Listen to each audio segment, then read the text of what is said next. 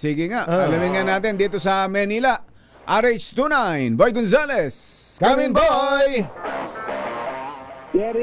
Jerry Anthony, wala pang alas 7 ng umaga ay umarangkada na ang pamahagi ng 5,000 piso na cash relief assistance ng Department of Social Welfare and Development katulad ng ang local government ng Maynila para sa mga driver ng public utility vehicles.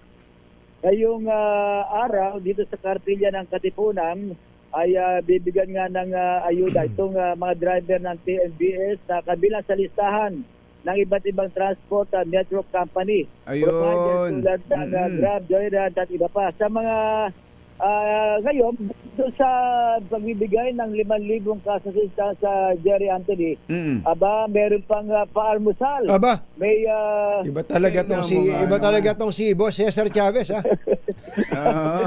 may libre pang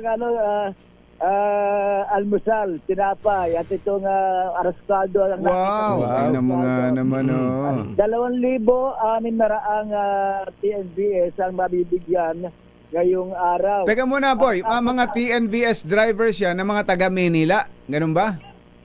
Mga taga Maynila lang to. Mga taga Maynila. Kaya yung 2,600 na TNVS driver ay pawang taga Maynila. So walang pumapasada ngayon na Grab tsaka Joyride. Andyan lahat.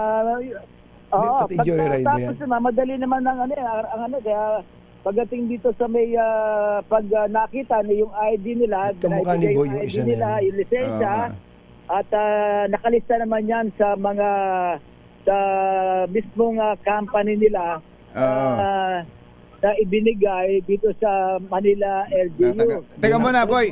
Linawin nga natin. Mga ano yan, yung kasama ba dyan yung mga motorcycle taxi o mga ano lang yan, driver lang ng four-wheeled vehicle? Ha?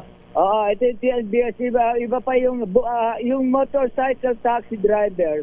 Hindi pa yan. Ang nila ay March 28. Ayun, Bukas naman, sa Sabado mga pa. chauffeur ng jeep sa Maynila. Chopper, Ang driver, naka-schedule. PUV drivers.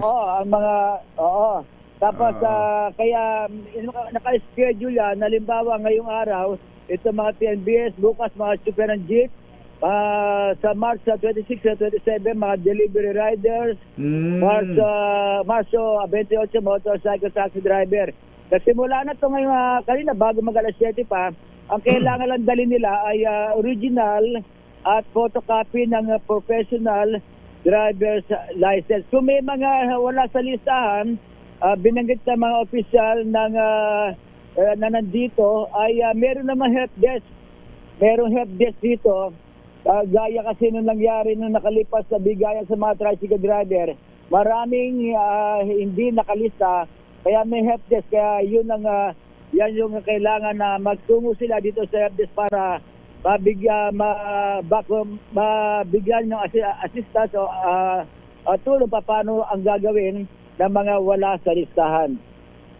Mula dito sa kartilya ng Katipunan, ito si Boy Gonzales para sa Arizona sa Pilipinas. Boy, yung nagdala nung nainggit tuloy ako doon sa may buhat-buhat na aros caldo na yun no? Kanyon, sagot na ng City Hall yun, ano? Sagot na lang yan na ang nagpapaprovide na Manila Department of Social Welfare. Ayun. Sagot niya ito, palog, arostado ba ito?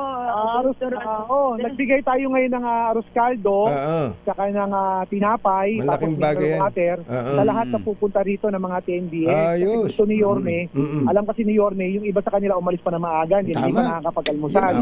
Yan ang mayor. Lugaw. Yan ang mabilis. Lugaw, tsaka tubig. Tinapay. May tinapay pa. Ayos. Okay. Ayos. Ayos. Yan si Director J. Reyes de la Puente.